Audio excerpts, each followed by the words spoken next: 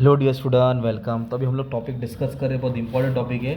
वो तुम्हारा है अकाउंटिंग स्टैंडर्ड 16 बोरोइंग कॉस्ट। तो ये आपको कैसे है ना, क्वेश्चन है, ये क्वेश्चन पेपर का ही समय समझो।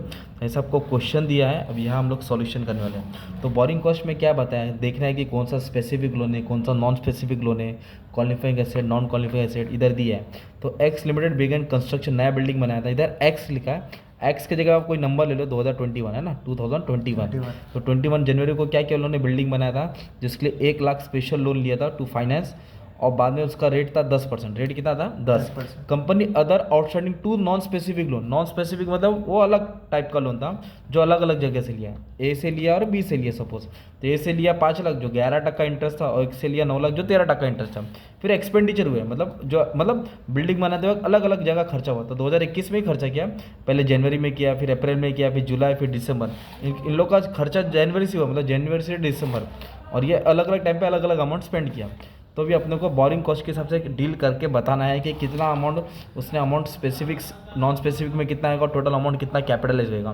तो सबसे पहले क्या करेंगे हम लोग, क्या सॉल्व करेंगे, we will find the computation of weighted average accumulated expense. तो पहले एक्सपेंस पे अटैक मारना है।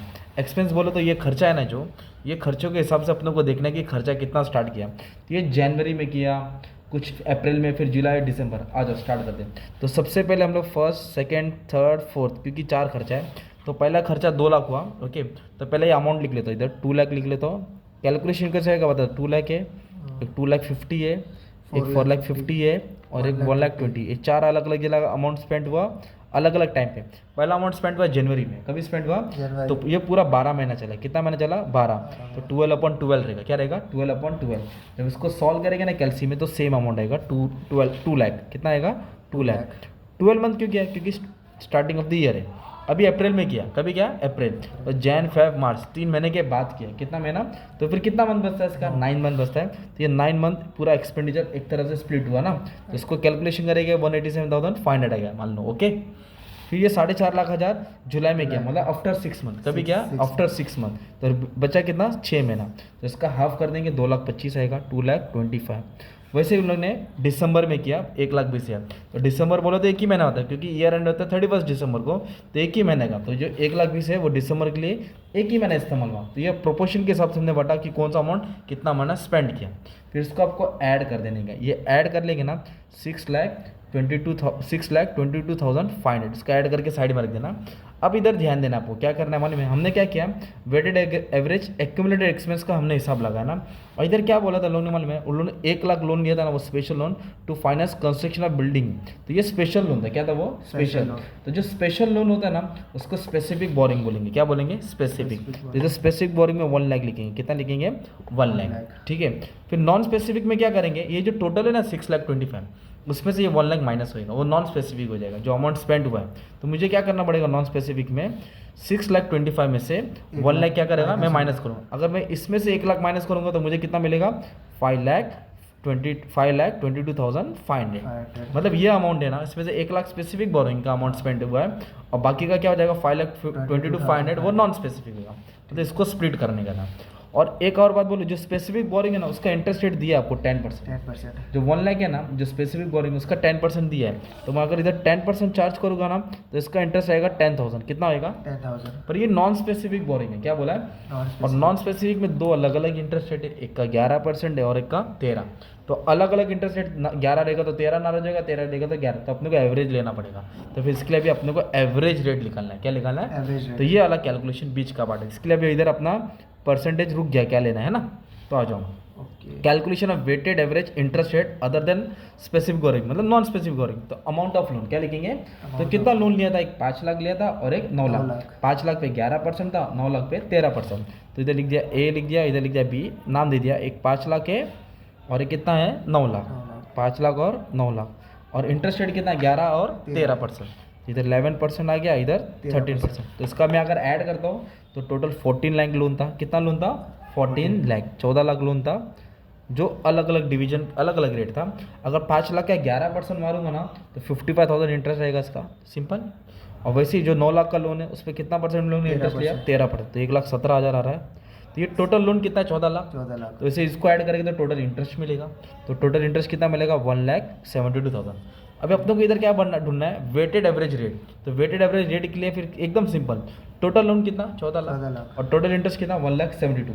तो सीधी बात है, इंटरेस्ट अमाउंट को टोटल लोन अमाउंट से डिवाइड कर दो, इंटू क्या कर दो एवरेज, इंटू 100 करो, तो आपको वेटेड एवरेज इंटरेस्ट मिल जाएगा इसका। तो कैलसी में सॉल्व किया 12.285% आ गया, अप्रोक्सीमेटली लिख देने का मतलब ये हो गया वेटेड एवरेज, ना 11 ना 13 ना 13 ना मेरा, चलिए एवरेज हो गया। तो ये एवरेज रेट इधर लिखने का कितना 12.285। तो जो 12,25,000 है ना उस पर 12.285 मारेंगे तो 64,189 आएगा, उसको राउंड ऑफ कर देंगे। तो अब टोटल ऐड करेंगे ना तो टोटल इंटरेस्ट मिला 74,189। तो अब क्या समझ में आया, जो खर्चा तो अलग अलग जगह खर्चा स्पेंड हुआ अलग अलग टाइम पे, कभी 12 महीना 9 महीना, तो टोटल कितना अमाउंट 22,500, जिसमें से 1 लाख जो था वो स्पेसिफिक पे था, तो इसका स्पेसिफिक इंटरेस्ट 10,000 आ गया।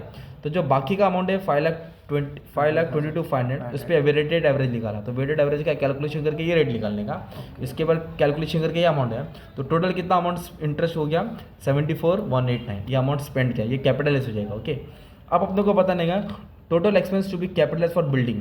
तो बिल्डिंग के लिए कितना अमाउंट उसने स्पेंड किया, तो पहले अपन फाइंड करेंगे कॉस्ट ऑफ बिल्डिंग। क्या लेंगे, तो कॉस्ट ऑफ बिल्डिंग मतलब बिल्डिंग पे कितना खर्चा किया, 2 लाख, 2.5 लाख, 4.5 लाख और 1,20,000। तो इसका ऐड कर देंगे तो इसका टोटल आएगा 10,20,000। कितना ये अमाउंट स्पेंड हो गया, तो इसको बोलेंगे कॉस्ट ऑफ बिल्डिंग 10,20,000। कितना 10,20,000 मतलब बिल्डिंग का टोटल खर्चा। और क्या अमाउंट ऐड करेंगे, अमाउंट ऑफ इंटरेस्ट कैपिटलाइज, जो अपन ने इंटरेस्ट अमाउंट लिखा है ना 74,189।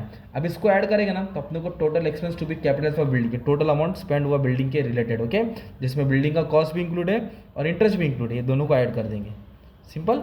अब क्वेश्चन क्या बोला था, building was completed 31 December, following principle prescribe accounting standard 16 borrowing cost, calculate amount of interest to be capitalise, ये इंटरेस्ट कैपिटलाइज हो गया। एंड पास 1 जनरल एंट्री, अभी एंट्री भी पास करने बोला कैपिटल की, क्या पास करने बोला एंट्री। तो एंट्री एकदम इजी है, इधर ही एंट्री लिख देता हूँ। तो एंट्री में क्या करने का, बिल्डिंग अकाउंट को डेबिट करना है क्योंकि बिल्डिंग का अमाउंट डेबिट हो रहा है और पैसा का है, इसलिए क्या लिखेंगे टू बैंक अकाउंट, क्या लिखेंगे टू बैंक अकाउंट। और अमाउंट कौन सा आएगा, ये टोटल अमाउंट आएगा, है ना, कितना आएगा 10,94,189, 10,94,189। इस तरह तुम्हारा अमाउंट का ये कैलकुलेशन आ जाएगा। तो ये एक टाइप का सम था जो हमने सॉल्व किया। ऐसे अलग अलग टाइप के सम होते हैं इसमें। तो ये एग्जाम में एमकॉम वाले को भी आया है, सीए वाले को भी आया, 15 मार्क का सम है। और जो सीए वाले को उनको 12 मार्क के लिए 8 मार्क के लिए आता है। तो आपको थोड़ा रेडी रहने का, थोड़ा समझने का कि सम को कैसे सॉल्व करने का था। और क्वालिफाइंग एसेट वो है जो यूज़ करने के लिए पूरा 12 महीने लगता है, नॉन क्वालिफाइंग जो तुरंत स्टार्ट हो जाता है ना। तो ये इंडियन अकाउंटिंग स्टैंडर्ड 16 के हिसाब से सम था, जिसका अच्छे से सम देख लो, स्टार्टिंग से वीडियो लगा लो, जैसे मैंने सॉल्व किया प्रैक्टिस कर लो, तुम्हारा पूरा डाउट क्लियर हो जाएगा। Okay, thank you very much and all the best for your exam.